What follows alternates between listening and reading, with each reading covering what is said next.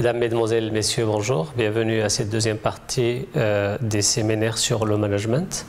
Nous allons entamer maintenant l'étude des écoles de la pensée managériale. Comme vous savez, l'intérêt suscité par le management au cours de ces dernières années, il a entraîné le développement de plusieurs théories, de plusieurs approches qui visent à présenter la nature du concept, de la théorie et des techniques qui sous-tendent la pratique. Maintenant que vous savez au niveau de la première partie en quoi consiste le management, quel est son intérêt, quelle est son utilité, vous êtes en mesure de comprendre pourquoi il a évolué et comment il a évolué. Et nous allons entamer cette deuxième partie qui est axée sur 3 points principaux. D'abord les principales écoles du management.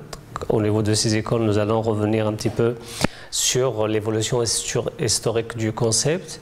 Ensuite, les apports de chaque école, comment chaque école a contribué à l'amélioration, à l'enrichissement du concept de management.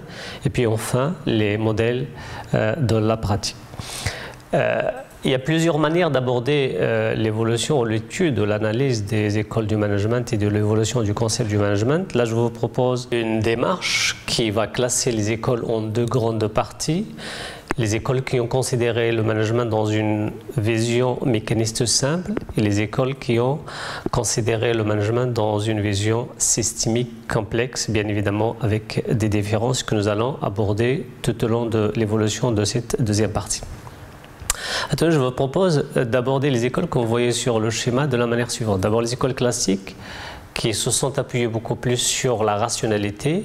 Et la rationalité, elle a été étudiée, elle a été présentée, elle a été analysée de plusieurs manières différentes selon les auteurs que nous allons voir. Ensuite, l'école des relations humaines, là encore, c'est son modèle de la définition du concept de management est fondé sur la rationalité, mais pas la rationalité productive comme c'était le cas chez les classiques, mais beaucoup plus sur la rationalité des comportements. Et nous allons, après l'école des relations humaines, à étudier et présenter les écoles quantitatives qui se sont appuyées beaucoup plus sur les sciences et les maths. Et puis nous allons terminer cette deuxième partie sur les écoles modernes du management. J'insiste beaucoup sur cette partie qui va vous permettre de comprendre comment le concept a évolué dans le temps et pourquoi il a évolué de le temps. Le management classique, ou le management selon l'école classique, il est beaucoup plus analysé dans une approche rationnelle. Pourquoi? Parce que les relations selon les classiques entre les paramètres d'analyse sont mécaniques et sont analysées soit en termes de calcul rationnel d'optimisation, c'est l'école classique, et nous allons revenir, comme je viens de dire, sur les différentes manières qui ont été mises en place, soit en termes de comportement humain, c'est l'école des relations humaines. Donc là, c'est toujours le concept de rationalité qui a guidé la définition et le concept du management. L'école classique va être, comme vous voyez sur ce schéma, va être étudiée selon l'apport de 3 auteurs principaux qui ont été tout le temps considérés comme étant les fondateurs de cette approche scientifique de l'organisation du travail. Leur objectif, c'est quoi? Ils avaient un objectif commun qui était étudié de manière différente. L'objectif, c'était comment chercher à améliorer la productivité des ouvriers par l'application des méthodes scientifiques. Taylor, il a basé son modèle sur la rationalité productive. Henri Fayol, c'était la rationalité structurelle. Et puis Max Weber, c'était la rationalité administrative ou la rationalité de direction. Taylor, comme vous savez, je pense, si vous avez déjà des connaissances sur l'école classique, l'apport de Taylor, c'était d'introduire la science dans la définition de la manière la plus optimale pour améliorer la productivité des ouvriers. D'où le nom de l'organisation scientifique de travail. Alors, 4 principes fondamentaux du management selon Taylor. La connaissance scientifique à la place de l'empirique, c'est-à-dire il faut partir de la science pour mettre en place une démarche managériale qui va permettre à l'entreprise de réaliser ou de maximiser sa production, sa productivité.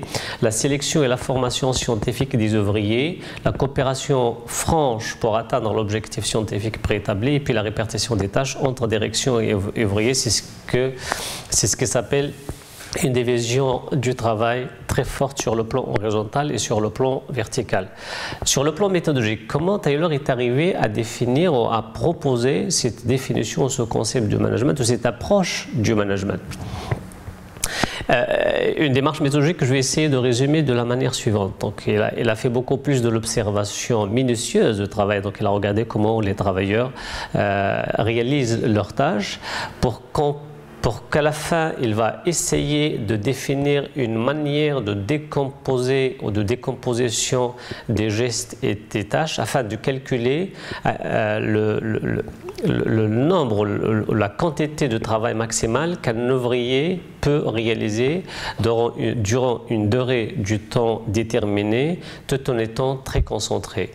Et puis à cela, il a associé un type de rémunération lié à la production pour permettre aux ouvriers ou pour motiver les ouvriers parce que selon lui, la conception la plus appropriée, c'est plus les ouvriers vont travailler, plus ils vont gagner de l'argent. Et de là, il a défini une division de travail horizontale au niveau de la décomposition des tâches, et verticale tout en essayant de séparer nettement ceux qui décident et ceux qui exécutent, plus la définition d'un salaire au rendement. Voilà, si vous voulez, un petit peu la démarche qui a été adoptée pour Taylor à partir des principes scientifiques. L'objectif, c'est quoi? L'objectif, c'est de définir à chaque individu une seule tâche bien précise qu'il doit exécuter avec un minimum de quantité de production, avec un salaire bien déterminé. À cela, on peut rajouter que Taylor, quand il a défini ce concept du management, ou cette manière du management, il a bien clarifié que c'est la seule et unique meilleure façon pour permettre à l'entreprise d'augmenter sa productivité. C'est ce qui s'appelle chez les classiques le One Best Way. Voilà, si vous voulez, rapidement l'organisation scientifique du travail. Bien évidemment, les autres détails, vous allez les voir sur les syllabus. On aura aussi l'occasion de les détailler davantage dans les présentations en présentiel.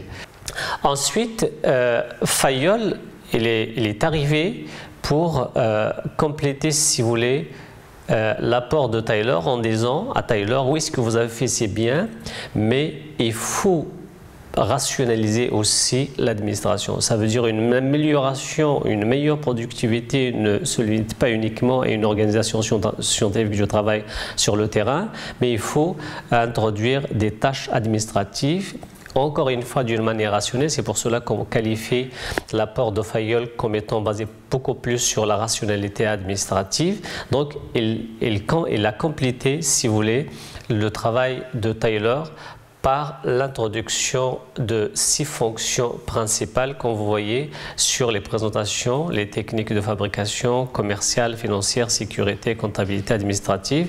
Elle considère que ces dernières, c'est-à-dire toutes les tâches administratives, sont les plus importantes. Pour lui, administrer d'une manière rationnelle pour Fayol, c'est prévoir, organiser, commander, coordonner et contrôler. À partir de cela, c'est-à-dire à partir de cette définition du management sous l'angle de la rationalité administrative, la seule logique technique qui a été définie et développée par Taylor n'est pas suffisante pour gérer correctement. Il faut rationaliser la direction administrative de l'entreprise.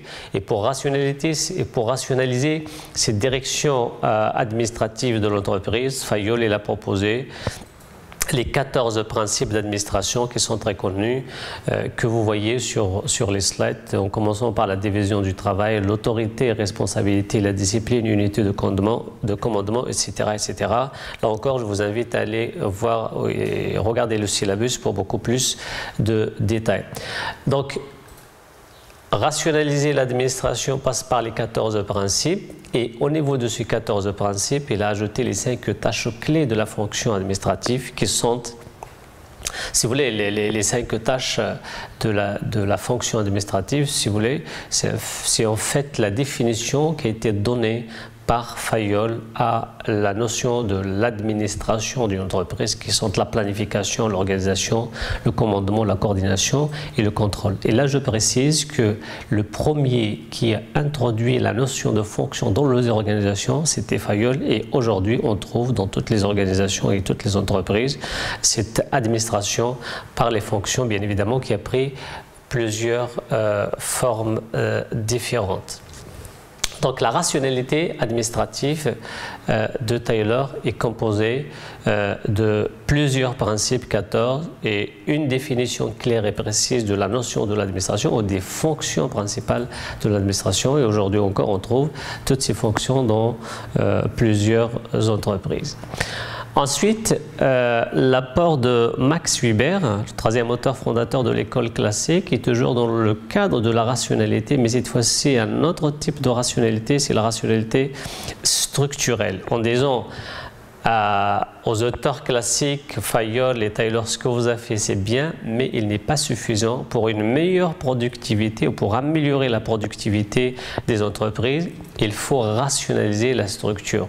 Et le modèle, Max Weber, il a fondé un modèle d'organisation basé beaucoup plus sur la bureaucratie. Et par bureaucratie, il veut dire une division du travail. Là encore, une division sur le plan horizontal, une division sur le plan vertical. Et on aura l'occasion aussi de détailler ça en présentiel. Une hiérarchie clairement définie, des règles et normes précises et un mode de relation interpersonnel. Max Weber, il cherche à comprendre la réalité sociale de l'entreprise et légitime le pouvoir par la force de la réglementation rationnelle établie par une hiérarchie clairement définie entre les individus. Pour lui, la bureaucratie est la forme d'organisation la plus rationnelle. Regardez, si on va comparer la rationalité productive pour Taylor, c'est rationaliser la production, c'est-à-dire dans les ateliers, dans l'usine. Pour Fayol, c'est rationaliser l'administration à travers les fonctions et les tâches principales des fonctions. Et puis, pour Max Weber, il faut rationaliser, si vous voulez, la structure ou la bureaucratie pour lui qui est un modèle rationnel, c'est la forme d'organisation la plus rationnelle. Pourquoi? Parce qu'il est basé sur la raison, c'est-à-dire sur la compétence, sans tenir compte des relations personnelles. Les personnes, selon lui, n'obéissent pas à la personne, mais à des règles impersonnelles. Ça veut dire qu'il faut que l'attachement des personnes soit beaucoup plus lié à l'existence d'un système bureaucratique et des règlements ou des règles à l'intérieur de l'entreprise qu'il est lié beaucoup plus à la personne. Alors, dans ce sens, Max Weber, il définit une structure d'organisation rationnelle divisée en fonction d'une hiérarchie, des emplois clairs, avec des procédures de travail très formalisées et un système de contrôle très centralisé. Et là encore, comme Fayol, on retrouve ce modèle de la rationalité administrative tel qu'il a été défini par Max Weber dans plusieurs entreprises. Voilà, si vous voulez, la définition du concept du management, de l'approche managériale chez les classiques. Vous avez dû remarquer qu'ils ont des points communs parce que leur analyse s'est appuyée sur le concept de la rationalité, mais rationalité, elle a pris plusieurs formes pour donner une définition, je dirais, à leur époque très importante qui a effectivement permis aux entreprises d'améliorer leur productivité. Certes, l'apport des classiques, il a des avantages, mais également il a des limites. Et c'est effectivement ces limites qui ont engendré, si vous voulez, la disparition dans le temps de ce modèle managérial selon les classiques. Les limites, c'est à un certain moment, il a engendré des résultats contraires à ce qui a été attendu. Il a donné des résultats positifs au départ, mais à un certain moment, il n'engendre que des accidents du travail, que des démissions, qu'une augmentation de l'absentéisme dans les organisations et un turnover très élevé. D'où la naissance d'un nouveau courant en management pour corriger cette situation.